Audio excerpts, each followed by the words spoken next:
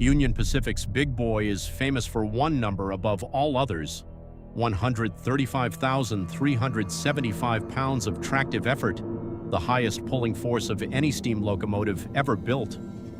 That is the claim in almost every book, every documentary, every museum placard in America. It is also wrong. Buried in the maintenance records of a small iron-hauling railroad in northern Minnesota sits a locomotive that pulled harder than the Big Boy ever did, verified, documented, and still running freight 2 full years after the last Big Boy left the factory floor. It never got a nickname. It never toured the country. Today, only one of them survives. If this machine really outpulled American railroading's most famous giant, why does almost nobody outside a small museum on Lake Superior know its name? The answer is a story about geography, seasons, and the difference between a record and a reputation. Everyone knows the shape of the Big Boy legend by now. 25 locomotives built for Union Pacific between 1941 and 1944, each stretching more than 132 feet and weighing over 600 tons with their tenders loaded. Their job was to drag 3,600-ton freight trains over the Wasatch Range without help, and for nearly 2 decades they did exactly that, becoming the standard every other steam locomotive in America was measured against. 8 of them survive today. One, number 4014, runs on excursions that draw crowds by the tens of thousands. In the popular imagination, biggest and strongest and Big Boy are practically the same word. Baldwin's answer was the M3 class, a 2884 articulated locomotive nicknamed the Yellowstone type. 18 of them were built between 1941 and 1943, and on paper they looked almost like a Big Boy's shorter, stockier cousin, smaller overall, but with more than 628,000 pounds of the locomotive's weight sitting directly on its 8 pairs of driving wheels. That number is the whole story. Where Union Pacific balanced the Big Boy's weight across a longer wheelbase built for speed and stability over mountain grades, the DM and IR built the M3 almost entirely around adhesion, cramming as much weight as possible onto the smallest number of driving wheels the frame could carry, because the entire job was starting brutally heavy trains, not sustaining high speed over hundreds of miles.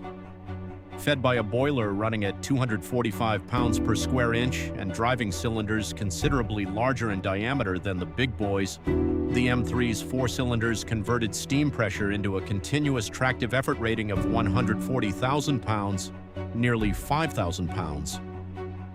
More than the Big Boy's official figure, verified by Baldwin's own builder specifications and confirmed in Duluth, Missabe, and Iron Range engineering records.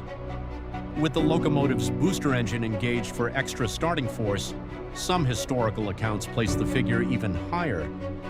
For a brief, poorly documented moment in American railroading, the most powerful pulling locomotive in the country wasn't running freight across the Rockies. It was running ore 40 miles at a time between the Missabe Range and the docks at Two Harbors, Minnesota. Out on the line, the M3s did exactly what they were built for.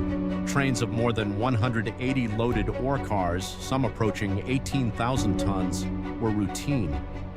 Retired DM and IR crews recalled the Yellowstones as almost frighteningly strong at a dead stop, where lighter power would spin its wheels uselessly against loaded ore cars. The M3 simply dug in and moved. One veteran engineer, interviewed decades later for a regional rail history project, put it simply, "The Big Boy was built to run. The Yellowstone was built to start. And starting on the Iron Range was the only job that mattered." That single-mindedness was also the M3's ceiling.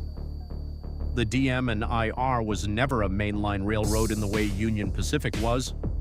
Iron ore only moved from the Missabe Range to the Great Lakes ore docks during the shipping season, roughly April through December, because the lake freighters that carried the ore onward to steel mills couldn't run through the ice-choked winter months. For nearly a third of every year, the entire M3 fleet sat cold in the roundhouse at Proctor, Minnesota, doing nothing, while Union Pacific's Big Boys kept working the main line through every season without pause. A locomotive that can only justify its enormous cost for 8 months a year is a very different economic proposition than one that earns its keep 12 months straight, no matter how many pounds of tractive effort it can put to the rail. When diesel-electric power arrived on the DM and IR in the mid-1950s, the calculation collapsed even further. Diesels didn't need a dedicated crew to bank the fire during the winter layup, didn't require the specialized shop staff Baldwin's massive articulated frame demanded, and, critically for a seasonal railroad, could be leased or reassigned to other duty during the off months instead of sitting idle. Company records from the period show the last M3 was pulled from active ore service by 1960, and within a few years, the class that had briefly outpulled the most famous locomotive in America was almost entirely gone. 16 of the 18 Yellowstones went to the scrapper's torch. Today, exactly one survives, number 227, preserved and on static display near Duluth, a lone reminder of a record that most rail histories don't even bother to correct. Compare that to the big boy's 8 survivors and an active, heavily funded restoration and touring program, and the imbalance becomes obvious for reasons that have nothing to do with which locomotive was actually stronger. Union Pacific ran coast to coast, in the public eye, every day of the year, on a railroad with the marketing budget and cultural reach to turn its flagship into a national symbol.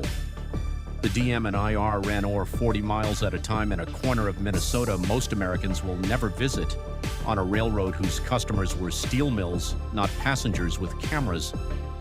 The M3 didn't lose the horsepower argument, it lost the argument for who gets remembered. That gap between what a machine can do and what a machine gets remembered for isn't unique to steam locomotives. It shows up anywhere a genuine technical record loses out to visibility, marketing, and the sheer luck of running in the right place at the right time.